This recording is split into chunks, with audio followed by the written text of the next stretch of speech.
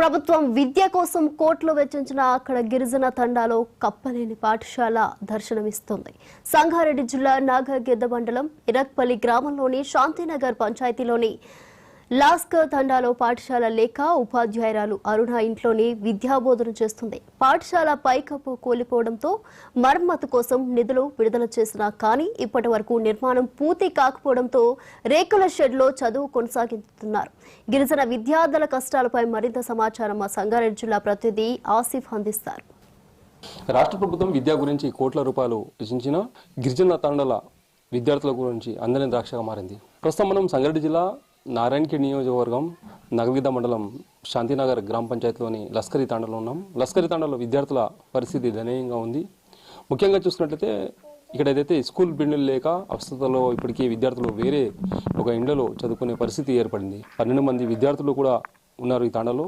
ఇప్పుడు ఏదైతే ఈ మొత్తం బిల్డింగ్ కూలిపోవడంతో దాదాపు 5 నెలల నుంచి ఇక్కడనే ఉన్నామని కూడా చెప్తున్నారు. మొత్తం మీద 12 మంది విద్యార్థులు చదువుకునే పరిస్థితి ఏర్పడింది. ప్రస్తుతం మనతో ఇక్కడ ఉపాధ్యాయురాలు వాళ్ళతో మాట్లాడే ప్రయత్నం చేద్దాం. మేడం చెప్పండి, ఎన్ని రోజుల నుంచి స్కూల్ బిల్డింగ్ లేక ఇక్కడ మీరు ఇక్కడ చదువు చేపడుతున్నారు? నా పేరు అరుణ అండి. నేను ఇక్కడ ఎస్జిడిగా పనిచేస్తున్నాను. దాదాపు ఒక 3-4 నెలల నుంచి మేము బయట వేరే గ్రామ పెద్దలు మాకు పాఠశాల వాళ్ళ ఇల్లును కేటాయించారు. మరమ్మతులు ప్రారంభమైనాయి, కాకపోతే ఇంకా తొందరగా అవుతుందని చెప్తున్నారు.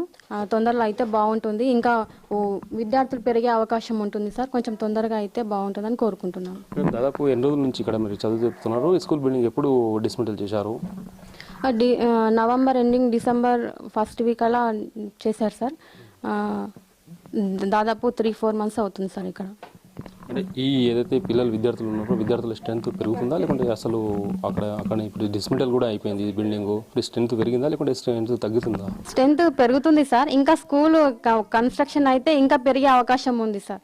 లేదంటే ఇట్లనే అయితే కొంచెం ప్రాబ్లం అవుతుంది. వేరే పక్కన ఊర్లోకి వెళ్ళి చదువుకునే పరిస్థితులు ఏర్పడతాయి సార్.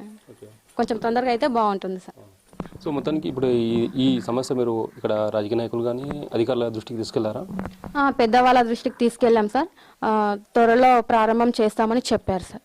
సో మొత్తానికి ఏదైతే స్కూల్ బిల్డింగ్ దాదాపు 5 నెలల నుంచి ఇప్పటికీ స్కూల్ బిల్డింగ్ కూలిపోవడంతో దాంతోపాటు డిస్మెంటల్ కావడంతో ఇప్పటికీ కాంట్రాక్టర్ల నిర్లక్ష్యం కూడా దీనికి చెప్పుకోవచ్చు. ముఖ్యంగా కాంట్రాక్టర్లు ఇప్పటికే బిల్డింగ్ చేపట్టిన నిధులు మంజూరైనా కూడా చేపట్టిన పరిస్థితి ఏర్పడింది. ముఖ్యంగా ఇప్పుడు ఏదైతే తాండావాసులు ఉన్నారో తాండావాసులు ఇక్కడ విద్యార్థుల గురించి స్కూల్ గురించి ఒక ఇల్లు కూడా వాళ్ళు ఇంట్లో చదువు చెప్తున్నారని ఇప్పటికీ ఉపాధ్యాయులు కూడా చెప్తున్నారు.